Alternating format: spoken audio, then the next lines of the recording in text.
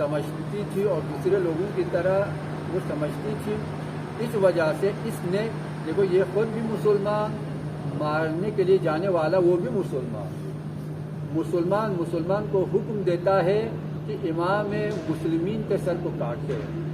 यहाँ से हमें तारीख़ की अंधापनी और लोगों की दीन से दूरी और इमाम की अदम मारिफत और अदम शिनाख्त का पहलू भी हमारे सामने खुल के आता है। बहुत बहुत शुक्रिया आसिफ। आते सामिन हम हमारे हजरत इस्लाम वल मुस्लिमीन जनाब डॉक्टर शेख ज़फ़र अली साहब की तरफ। देखिए आसिफ, सवाल है आपसे कि शब क़द्र में फरिश्ते तो नाज़िल होते हैं, तो ये सवाल है कि ज़मीन पर कहाँ, और जब पैगम्बर इस्लाम जब दुनिया में थे उस वक्त पैगम्बर इस्लाम पे जाते थे, पैगम्बर इस्लाम का अपना ही है, अब किस और कोई शख्सियत है जिसके ऊपर पैगम्बर क्या फरिश्ते नाज़िल होते हैं? बिस्मिल्लाहिर्रहमानिर्रहीम। सबसे पहले हम नायाब की मुनासिबत से ताज़ियत और तस्लीत पेश करते हैं। लेकिन शब क़द्र की जो रातें मंसूब हैं, वो रातें जो हैं मौला मुसद्दिक़ अलैहिस्सलाम से मंसूब हैं।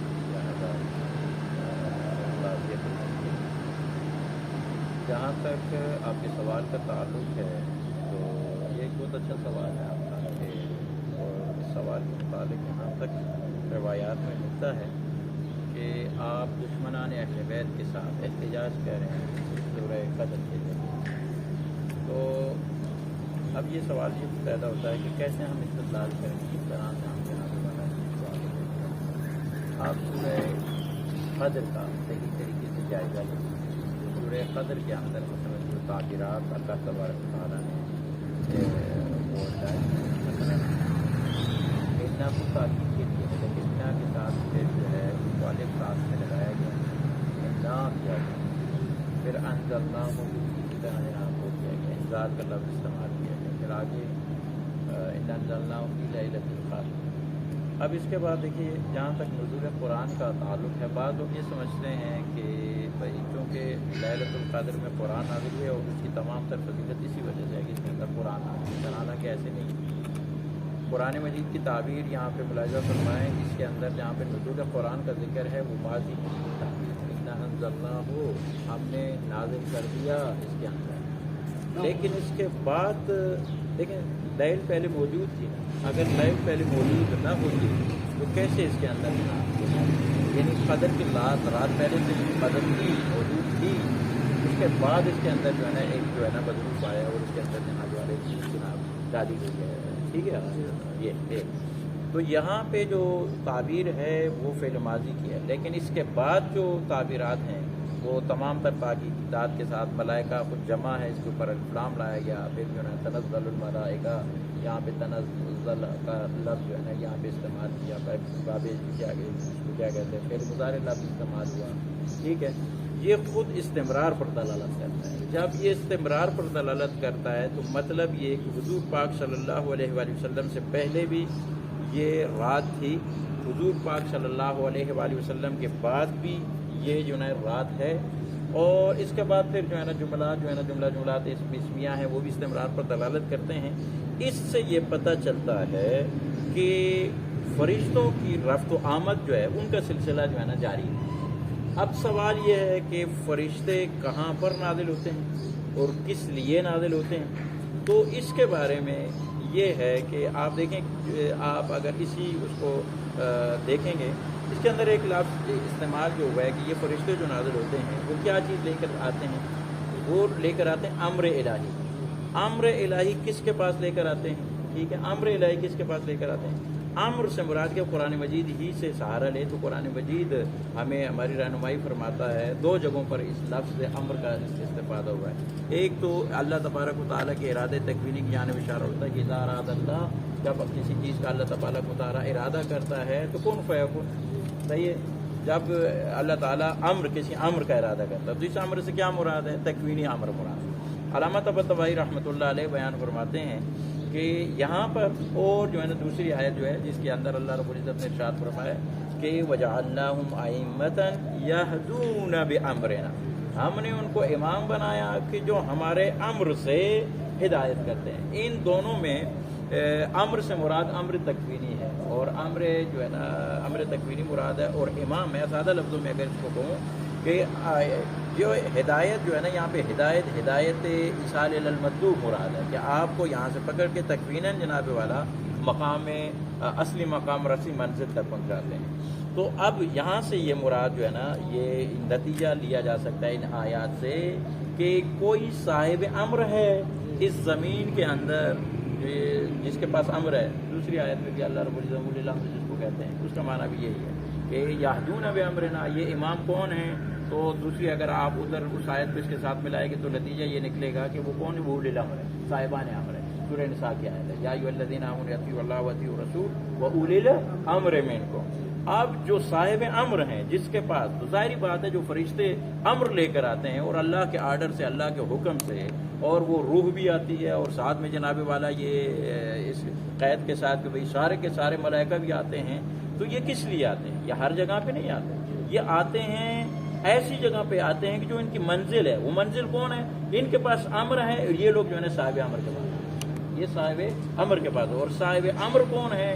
صاحب امر جو ہے وہ حضرت امام زمان علیہ السلام مراد ہیں، کہ جس کی روایات بھی تائید کرتی ہیں، اور یہ سارے معصوم کے علاوہ کسی اور پر اس طرح سے ملائکہ جو ہے نا ان کے پاس جو ہے نا وہ نہیں ہے۔ اور یہاں پہ ایک دوسرا نقطہ بھی آپ کی خدمت میں بیان کرتا چلو، ایک تربیتی اور اخلاقی نقطہ ہے جس کی جانب ہمیں توجہ دینی چاہیے۔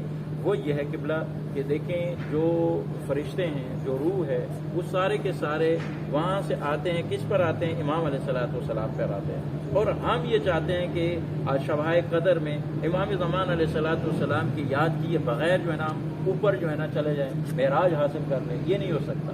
لہٰذا ہمیں اور آپ کو چاہیے کہ ہر شب قدر کی رات میں، بلکہ ہر لمحہ ہمیں چاہیے، اگر ہم چاہتے ہیں کہ ہمیں معراج حاصل ہو تو ہمیں ان فرشتوں کے ساتھ جناب والا ہمراہ ہونا چاہیے، اور وہ فرشتے آج امام زمانہ کے پاس آئیں گے، لہٰذا ہماری بھی توجہ امام زمانہ علیہ السلام کی طرف ہو، تاکہ ہمارے بھی امر جو ہے نا امام زمانہ علیہ السلام کے سپورٹ کر کیے جانے چاہیے، تاکہ جو ہے نا ہماری قسمت بھی، جیسے کہ ڈاکٹر بشمی صاحب نے بیان فرمایا کہ یہاں پہ امر آغا صاحب نے فرمایا کہ پہلے جناب والا ہم رف لکھتے ہیں، پھر اس کو جناب والا نیٹ کرتے ہیں، اور آخر میں اس کے اوپر جو ہے نا استاد دستخط کرتا ہے۔ تو آج کی جو 19 کی رات ہے، آج یہ ریکارڈنگ ہو رہی ہے، 19 کی رات جناب والا رف لکھائی گئی، ٹھیک ہے۔ اس میں اگر امام زمان کو یاد کریں گے اور امام زمان کے توسط سے ہم اپنے اعمال کو خدا تک بھیجیں گے تو یقیناً قبول ہوں گے، ٹھیک ہے۔ اور باقی راتوں میں انشاءاللہ الرحمن اللہ تبارک و تعالیٰ میں شب قدر کو درک کرنے کی توفیق عطا فرمائے۔ جی، اور ایک مختصر سوال ہے آپ سے کہ ابن ملجم مراد ابھی کیسے امام علیہ السلام کے قاتل بنے؟ یہ سوال اچھا ہے اور ذرا سا چالش برانگیز ہے یہ سوال، ٹھیک ہے۔ دیکھیے قبلہ محترم، جو کسی کے ساتھ علاقہ جو ہوتا ہے نا، کسی کے ساتھ جب جو لگاؤ ہوتا ہے، وہ لگاؤ دو قسم کا ہوتا ہے۔ ایک آپ کا عاقلانہ لگاؤ ہوتا ہے، اور ایک آپ کا جو ہے نا جنونی اور جناب والا جذباتی اور احساساتی لگاؤ ہوتا ہے۔ اگر عاقلانہ اور معرفت کی بنیاد پر اس کے مقام کو، اس کے منصب کو صحیح طریقے سے پہچان کر جناب والا اگر کسی کے ساتھ وہ ہوں گے تو پھر ہم ان کے مطیع کامل ہوں گے، صحیح ہے۔ پھر ہمیں جناب والا عاشق کی نظر میں کوئی اور چیز نہیں ہوتی، وہ صرف اور صرف جو ہے نا محبوب کی رضا چاہتا ہے، وہ اس کے سامنے اپنی تو خواہش کا اظہار ہی نہیں کرتا۔ عام طور پہ آپ دیکھیں مثلا لیلا و مجنون کی مثال زیادہ دی جاتی ہے، تو آپ دیکھیں لیلا کے علاوہ جناب وہ لیلا کے عشق میں غارق ہے، اس کو کوئی اور وہ ایک عبادت والا واقعہ بھی بیان کرتے ہیں، بندہ نماز پڑھ رہا ہے اور آگے سے جناب والا یہ گزر گیا مجنون، تو اس نے کہا کہ بھئی آپ کو کیا ہو گیا، آپ ہمارے سامنے؟ اس نے کہا یار تو کیسے عبادت کر رہے ہو، میں ایک مخلوق کے عشق میں مبتلا ہوں، تو مجھے دنیا و مافیہ سے کوئی چیز مجھے نظر نہیں آتی، اب خالق حقیقی کی عبادت میں مشغول ہو، ٹھیک ہے محترم۔ تو اگر اللہ کا لفظ، اللہ کا اور معبود کا لفظ اللہ کا والہانہ ہم والہا سے لیں تو اس کا معنی معشوق ہوتا ہے، اور سیر و سلوک کے علماء کہتے ہیں کہ اصل تو یہ ہے کہ ہم اپنے معشوق کی جو ہے نا عبادت کرتے ہیں، یعنی کہ اس کے ساتھ عاشقانہ باتیں کرتے ہیں، راز و نیاز کی باتیں کرتے ہیں۔ تو اگر معرفت، علم اور معرفت، اور یہاں پہ تو معشوق جو ہے وہ منصب الہی کا مالک ہے، اور امام کے سامنے بالکل سر نہیں اٹھایا۔ امام وہ ہوتا ہے کہ جس کی اقتداء کی جاتی ہے، جس کی اطاعت کی جاتی ہے، جس کے نقش قدم پر چلا جاتا ہے، جس کی فرمان برداری کی جاتی ہے، صحیح ہے۔ تو اگر اس طرح سے معرفت ہو تو آپ کو جناب والا جو ہے نا حبیب ابن مظاہر نظر آتا ہے، آپ جو عمار یاسر نظر آتے ہیں، یا آپ کو جناب میثم تمار نظر آتے ہیں، یہ افراد یہ بالکل امام کے سامنے سر اٹھانے کے لیے بنی، کیونکہ عاقلانہ معرفت ہے۔ عشق جو ہے وہ عاقلانہ ہے، وہ جذبات کی رو میں بہہ جانے والا عشق نہیں ہے، شوق میں آ کر جو ہے نا جوگیر ہو کر اور فدا میں آ کر جو ہے نا یہ نہیں ہے۔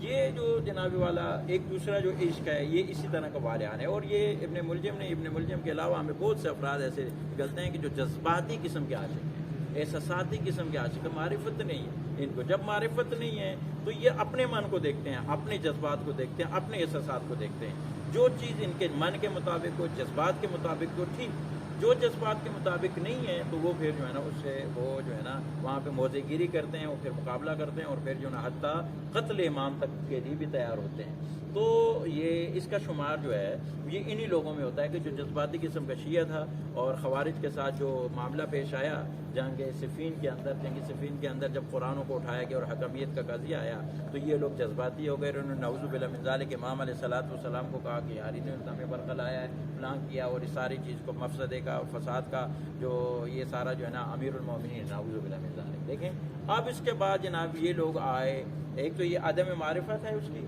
دوسرا یہ ہے کہ جب انسان انتقام جیسے ڈاکٹر بشوی نے بھی بیان فرمایا قطامہ کے حوالے سے، تو یہ انتقام لینا چاہتا تھا امیر المومنین علی علیہ الصلوۃ والسلام سے۔ اور تیسرا عنصر جو ہے وہ ابن عاصم کوفی نے لکھا ہے۔ ابن عاصم کوفی لکھتے ہیں کہ انہوں نے اچھا اس بات کی طرف زیادہ وہ نہیں کیا کہ چونکہ یہ اعتقادی طور پر امام علیہ الصلوۃ والسلام کے مخالف ہو گیا تھا اور سیاسی حوالے سے جو ہے نا مخالف ہو گیا تھا، لہٰذا یہ انتقام لینا۔ وہ کہتا ہے کہ نہیں، یہ کوفہ کے اندر داخل ہوا، قطامہ سے ملاقات ہوئی، قطامہ چونکہ بہت زیادہ خوبصورت خاتون تھی، یہ اس عشق کے اندر جناب والا مبتلا ہو گیا، ٹھیک ہے، حیوانی عشق میں، اور ہوا پرستی کی وجہ سے جناب والا پھر جو ہے نا اس نے جو ڈیمانڈ کی تو اس کے مطابق جو آج کل بھی آپ دیکھتے ہیں پاکستان میں جو ہے نا سوشل میڈیا بھرا پڑا ہوا ہے کہ بھائی اس نے اپنی ماں کو مار دیا، بھائی کیوں؟ جناب ہوس کا شکار تھا، یہ عشق حیوانی میں مبتلا تھا۔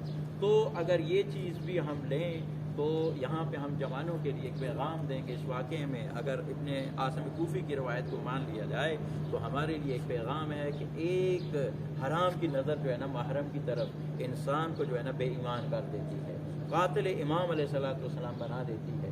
لہٰذا ہمیں اور آپ کو بالخصوص جو مولا کے چاہنے والے ہیں ان کو اجنبی اور غیر خاتون کی طرف، کسی کی عزت و ناموس کی طرف جو ہے نا نہیں دیکھنا چاہیے، تاکہ جو ہے نا ہمارا ایمان جو ہے نا سلامت رہے۔ تو کلاً 3 وجوہات بند حقیر کی نظر میں، ایک تو یہ ہے کہ وہ ایک جذباتی قسم کا شیعہ تھا، عاقلانہ شیعہ نہیں تھا، جس کی وجہ سے عدم معرفت تھی اس کو صحیح جو سبب بنا۔ دوسرا انتقام اور حسد اور یہ ساری چیزیں جو ہے نا باعث بنی کہ وہ جو اس حد تک پہنچا۔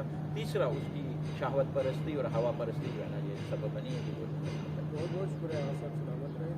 اب آتے ہیں سامعین ہم جناب حجت الاسلام والمسلمین ڈاکٹر فاضل علی فاضلی کی طرف۔